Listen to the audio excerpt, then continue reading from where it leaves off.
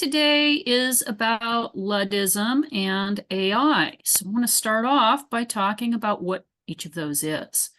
When we talk about Luddites now, people usually mean someone who is reactionarily opposed to all new technology, just neophobe. That's not what the Luddites were, and I'd like to explain that and then how it relates to modern artificial intelligence technologies. The Luddites were a 19th century labor movement. They named themselves after a weaver named Ned Ludd, who probably didn't actually exist, but he showed up in some stories and even newspaper stories of the time. He was supposedly a weaver who broke a couple of knitting frames in anger, and the details of the story varies. The Luddites would organize and sabotage weaving machinery, and then they would jokingly say, "Oh, Ned Ludd did it." So they came to be known as Luddites. They weren't vandals. They weren't reactionary neophobes. What they were was an organized group of textile workers, and they were protesting the use of new machinery, primarily automated looms and lace-making machines that produced cheap, inferior products and took away jobs, and also reduced the market for handmade products because the cheaper, worse fabric was readily available. They weren't opposed to technology in general. They were opposed to the use of technology that was producing worse results and directly threatening their livelihoods. How are weavers going to survive if now their job is obsolete? So let's talk about what AI is. AI is short for artificial intelligence. Artificial intelligence used to be a science fiction concept. Today, we have computer programs that can do lots of things that were previously thought to be only possible for human beings, like playing chess at the top level, like diagnosing illness, driving cars, maybe not that well yet, but we're working on it, writing essays, holding conversations, drawing pictures. Okay, these are all things that until relatively recently, it seemed like only humans were going to be able to do those things. Some programs can pass the Turing test. They can convince a person who's texting with them that they're a real person. And that depends on the person, the particular human's level of experience and skepticism. Most of the things called AI now are kind of jumping the gun on that term because there's no program that has anything like general intelligence. However, it may be kind of hard to tell when we reach that.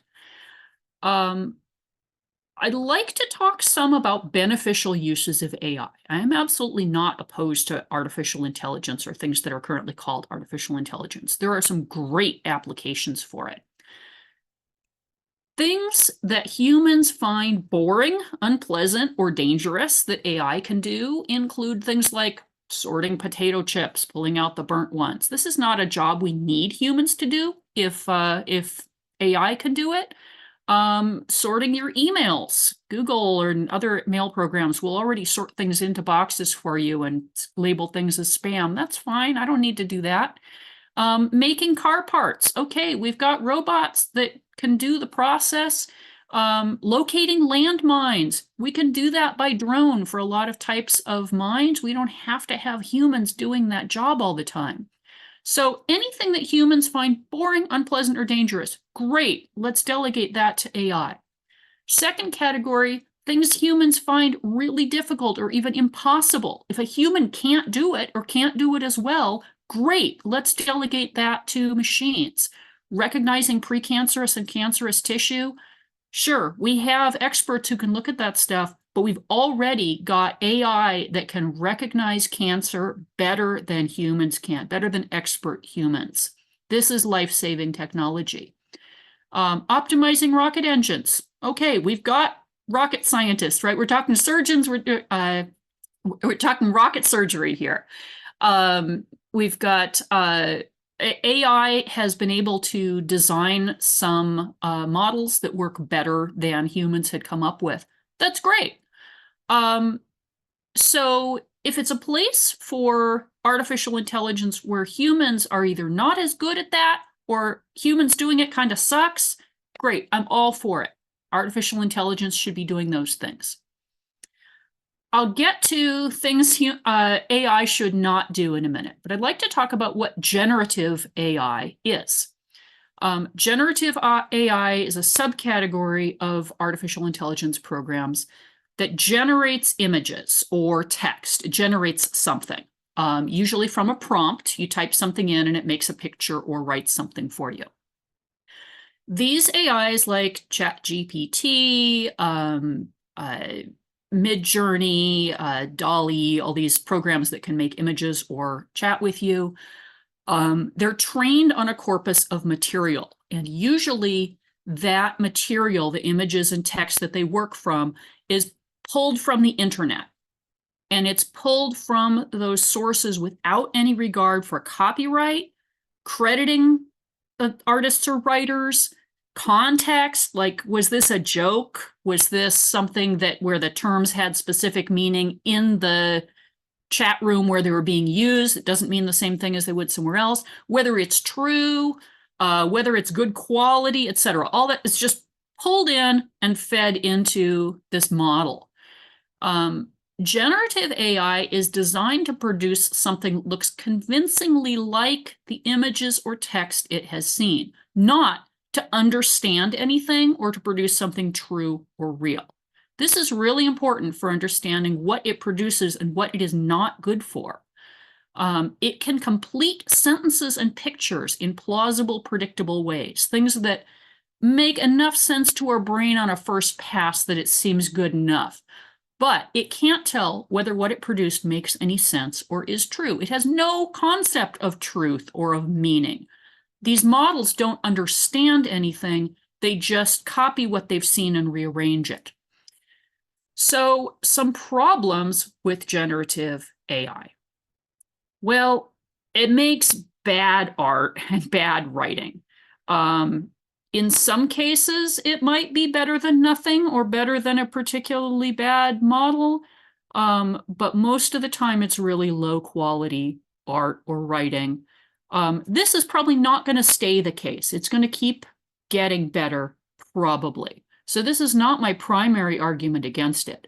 For now, though, if you are a company and you're using AI art or AI writing, your company is going to look bad because of that, because lots of people will look at that and go, this company is cheap, it's using low quality garbage, and it doesn't value like human creation and human copyright rights, etc.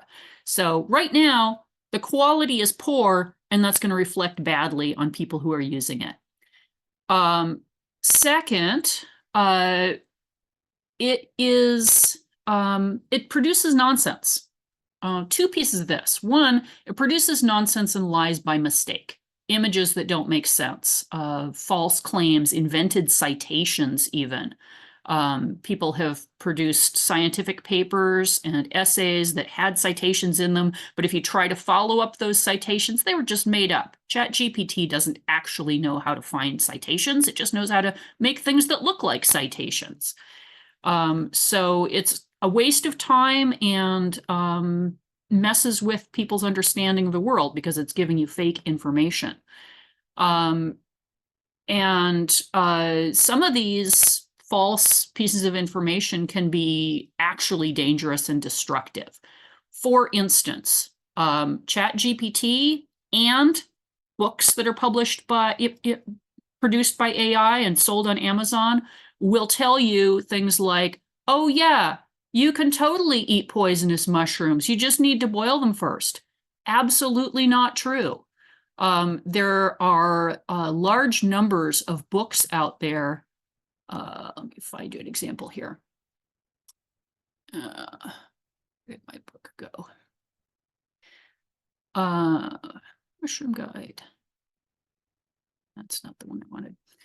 Well, you can talk ChatGPT into telling you how to make Amanita mushrooms safe, and it will obligingly provide you instructions on doing that. It is not possible. It is not possible to do that. There are lots of fake mushroom guides and fake botany guides on the internet now that you can buy that are full of false information. And there's lots of false medical information out there too. If you just do a first pass on a medical question, you don't know what you're going to get. Your top Google result is now an AI amalgamation of whatever it hit, and it may be wrong. It's not curated in the way that searches used to be. It's now just, I'm going to make something up based on the bunch of stuff I saw, and it may not understand it. So it'll mix information up or grab something that's just straight up false or invent something that's straight up false. So first of all, it can produce falsities by mistake. Second, it can produce falsities on purpose. There is a big business in just AI garbage images currently. Oh, here's the thing about mushroom books. Found that. Surge of wild mushroom books. There's a set of mushroom books that are all just AI generated. Here's an example of an AI image, looks like an antique photograph. It's obviously impossible. We've got this guy who is many times the size of a human being, and you'd think this would be obviously fake, that people wouldn't believe in this, but a lot of people are not tech savvy, they're not image savvy, and they're looking at this and going, see, this is evidence of ancient giants, the Bible is real, evolution is false. You know, this feeds into conspiracy theories, and people are producing images like this and promoting them to promote conspiracy theories and anti-intellectualism, divisiveness fueled by Russian bot farms. We've got this kind of imagery is being used to for political ends, to divide people and mislead people. There's a lot of really silly imagery out there. There are thousands and thousands of things like this out there.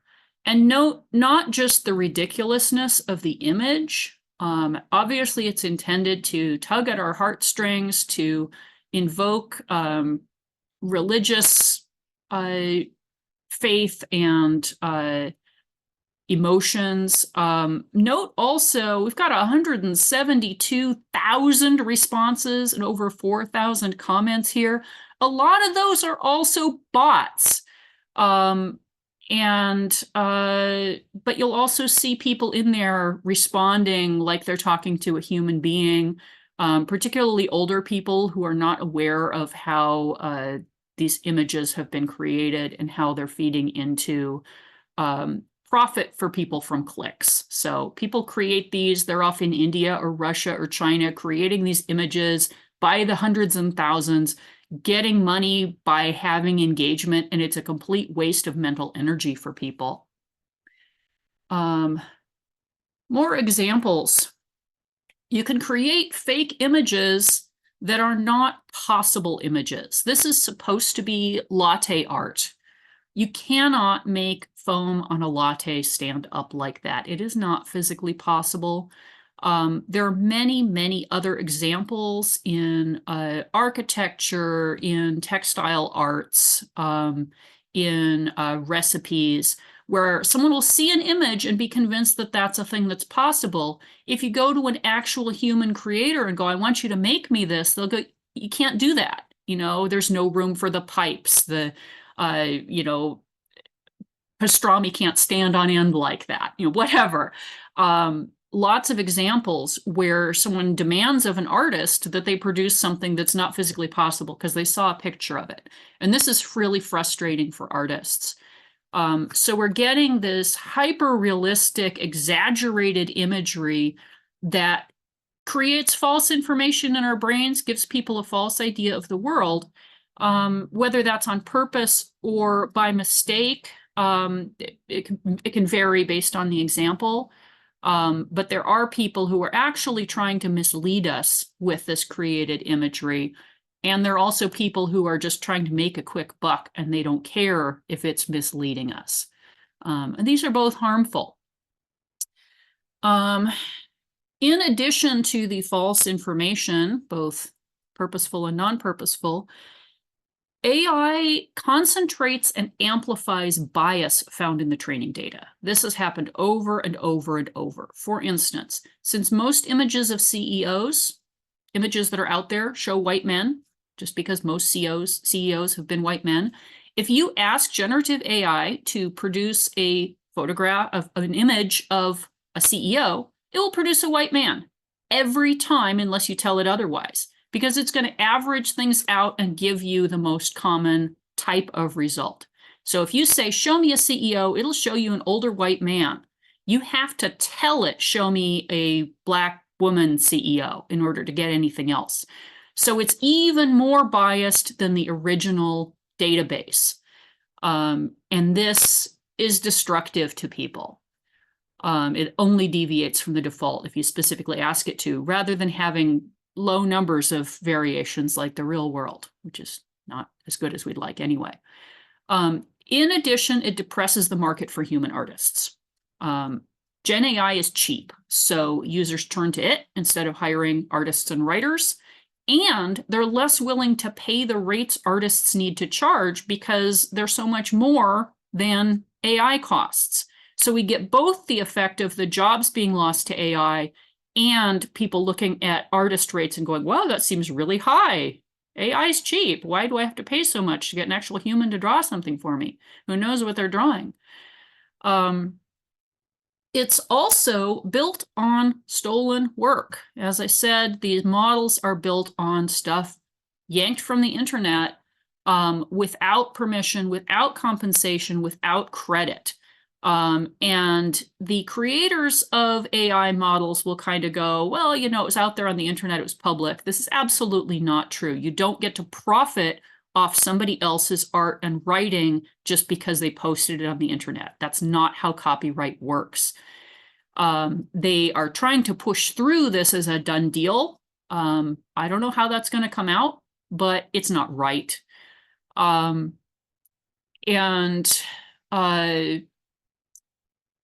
also deny that it's really stolen because, you know, we remix, you know, artists remix work all the time. Yeah, well, we don't usually copy an image, change the color, adjust the signature a little bit, and produce it as our own work.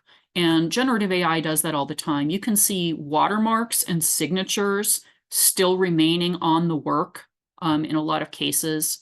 It's not just being inspired by an artist, it's stealing it and changing it slightly. You can recognize individual works a lot of the time. Artists have gone, that is my painting that they just, you know, turned blue or added a cat to or whatever. It relies on a vast supply of human art, but it has the effect of reducing the supply of actual human art because artists' work is being replaced by AI work. And the more AI work is out there on the internet to be drawn from and become part of the corpus of the next generation, the worse the AI gets. The quality of ChatGPT answers went down really rapidly once there were ChatGPT answers on the internet, wildly worse. We're seeing AI kind of eating itself as there's more AI garbage in the database for it to draw on. So it's making the world worse by replacing actual human work. So what should we do about this? Well, I think you shouldn't use generative AI. Don't use generative AI that's based on stolen work, which currently is all of it, as far as I'm aware. Avoid buying from companies that use it in their books, their advertising, their products. Promote AI for things that humans don't want to do or aren't as good at, not for things we want to do and are better at. I've seen it said, hey, I want AI cleaning my house and mowing the lawn, not painting and reading books for me. Think about what we want to do with our human lives versus what we can delegate profitably to machinery. Oh, another disadvantage of generative AI that I hadn't mentioned yet. It uses massive amounts of power and water, just huge amounts. It is many, many, many times more than previous computing efforts. When you make a picture on Midjourney, you're just like dumping a gallon of water on the ground because it takes that much to cool the computers that you're running in order to make that one image. It's crazy how much it takes. So back to what we should do. I'm saying these things, but I don't think it's going to stop AI. I think AI is going to continue to have a larger and larger role in the world and be doing more and more of the jobs. This is probably not avoidable, and in many cases, it's probably better. When self-driving technology is good enough to run semi-trailers across the country safely, it should absolutely be doing that. There's no reason we should have humans doing that if computer programs can do it more safely and easily. But if we're putting all these people out of work, and that's a lot of people, all the truck drivers, we're getting better at agricultural robots. We can have robots that can recognize a ripe strawberry and pick it. We're going to replace all those agricultural workers, all those truck drivers, all those factory workers. What do those people do? We need a universal basic income, because if we don't need the humans to do the work, that should mean we have plenty of resources for the humans to live on, right? It shouldn't mean, oh no, I don't have a job because the robots took my job away. Now that should mean, hey, the robots are doing the work. Humans don't need to do the work. That should be good news. But it's only good news if we're supporting the human beings who no longer have jobs. So I think UBI is a really important part of how we should respond to artificial intelligence's rise. Support artists, buy their art, buy their books, support your favorites on Patreon or Ko-fi. Look up and point out the artist when you see uncredited art or you see AI art whose style you recognize and it's stolen from someone. Encourage other people to do the same. And I think a really important part of a response to AI art is make art of your own. You can draw, you can write, you can sculpt, you can sing, even if you're not professional quality artist, right? It's still human art. And in that way, it is superior to anything that AI can produce. You know why you produced something. It came out of your human experience and emotions.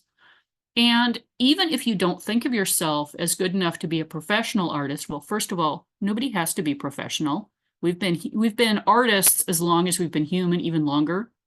But second, you might be surprised by what resonates with people and can become viral and really popular. Sorry, let me find this image here. Like this image right here. Sorry, tech fail. Ali Brosh is one of my favorite writers and artists. She produced this image, which is a kind of stick figure-y self-portrait of herself that was one panel of one of her webcomics. And she's absolutely wonderful. This became viral because people can really relate to that impulse to do it all at once and then completely failing to do that. And largely because she went viral with this little stick figure of herself, she's ended up with a multiple book deal and she's doing really well. So don't underestimate people loving human art. An AI can make something that looks polished, but just because you polish a turd doesn't mean it's something other than a turd. It's better to just produce your own art, and let's leave art for the humans. Let's try to direct AI to things we don't want to do or can't do as well, and let's take care of the humans while we're at it.